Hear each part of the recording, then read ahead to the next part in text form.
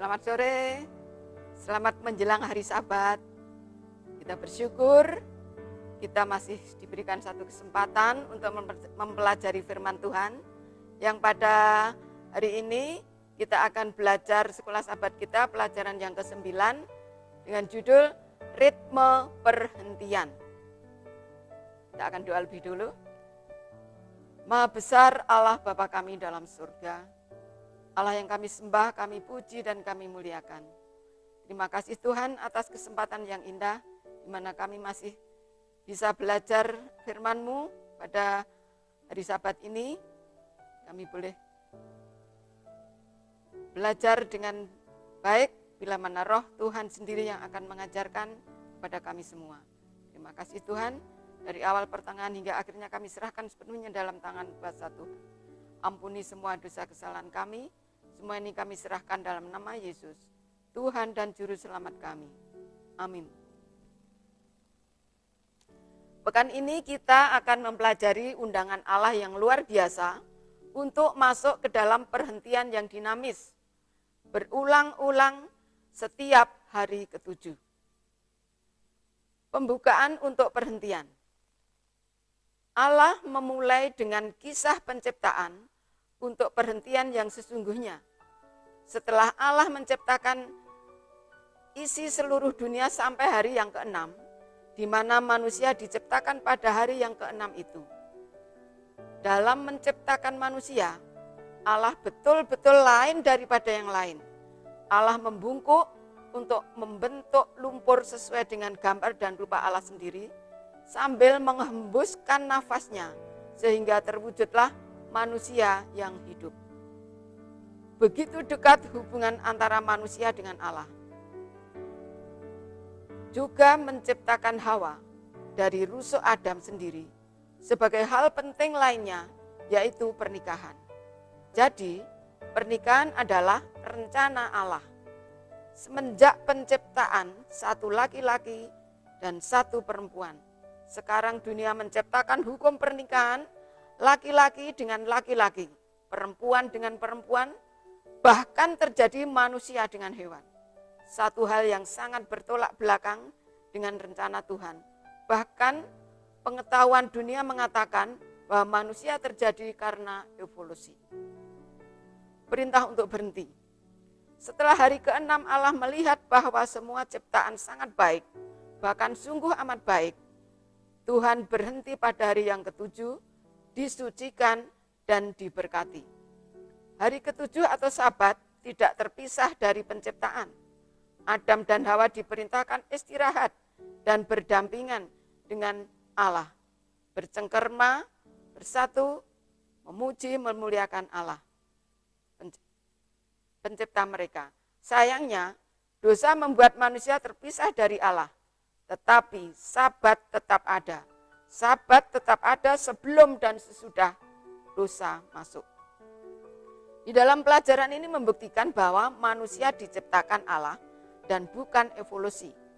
Sebelum dosa masuk, Adam dan Hawa merasakan kebahagiaan sejati bersama Tuhannya. Tetapi setelah dosa, mereka terpisah dari Allah. Mereka menderita sampai saat sekarang ini. Anak keturunannya menderita karena terpisah dari Allah.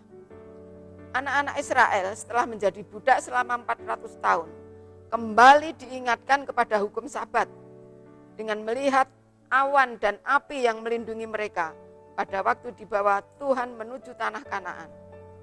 Juga melalui pemeliharaan selama dalam perjalanan mereka, generasi baru akhirnya mengenal Allah kembali dengan diberikannya 10 hukum di Gunung Sinai. Kisah Sabat mengingatkan bahwa Tuhanlah pencipta dan penebus umat manusia. Israel tidak bisa masuk ke tanah perjanjian tanpa pertolongan Tuhan.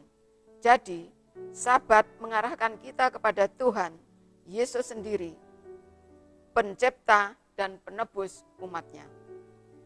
Memelihara hari Sabat berarti memelihara hubungan kita dengan Tuhan. Meski ritme dan rutinitas sangat melelahkan, kita harus mempunyai kerinduan untuk beristirahat yang sejati, menjadikan persekutuan yang sejati dengan Allah. Berarti kita dapat masuk ke dalam ritme dan istirahat Sabat.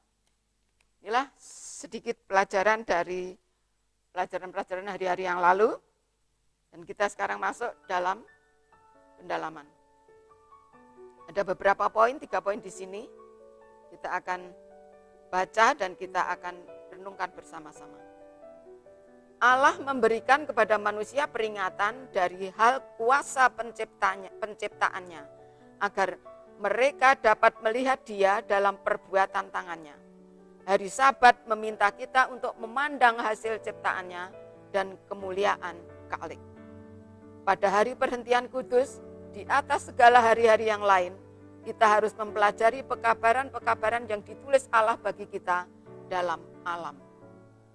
Sementara kita datang dekat kepada pusat alam, kehadirannya adalah nyata di hadapan kita dan berbicara ke dalam hati kita tentang damai sejahtera dan kasih-Nya.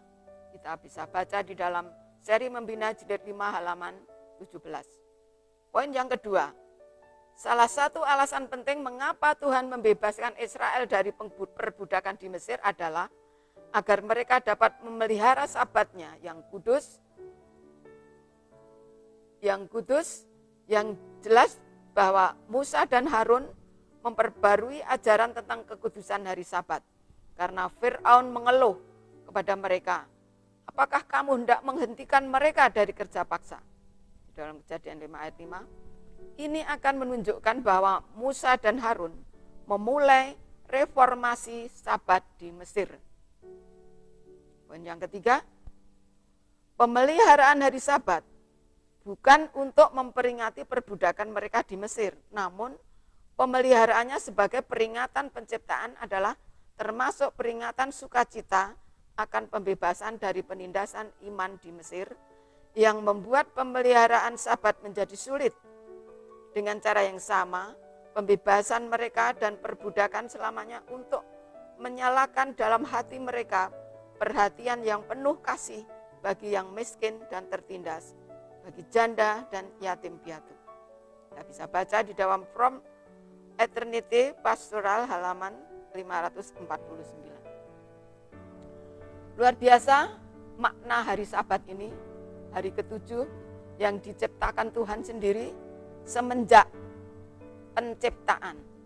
Jadi kita tahu bahwa hari Sabat bukan hanya milik bangsa Yahudi atau bangsa Israel atau satu bangsa yang dipilih Tuhan, tetapi bagi umat manusia, karena Sabat adalah bagi umat manusia seluruh ciptaan Tuhan.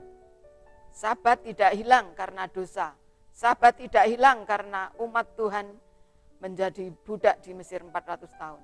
Bahkan Tuhan mengingatkan kembali bagaimana harus menyucikan hari Sabat, mengingat hubungan yang erat dengan Tuhan melalui 10 hukum yang ditulis di Sinai. Inilah satu peringatan kepada kita yang hidup pada sampai akhir zaman ini, bahwa Sabat tetap menjadi tanda bahwa Tuhan pencipta kita yang menyucikan hari Sabat, memberkati hari Sabat, dan berhenti pada hari Sabat. Inilah yang harus kita renungkan, kita hayati, kita praktekkan di dalam kehidupan kita sehari-hari. Hendaklah kita menerima hari Sabat sesuai dengan rencana Tuhan. Kiranya Tuhan memberkati kita semua. Amin.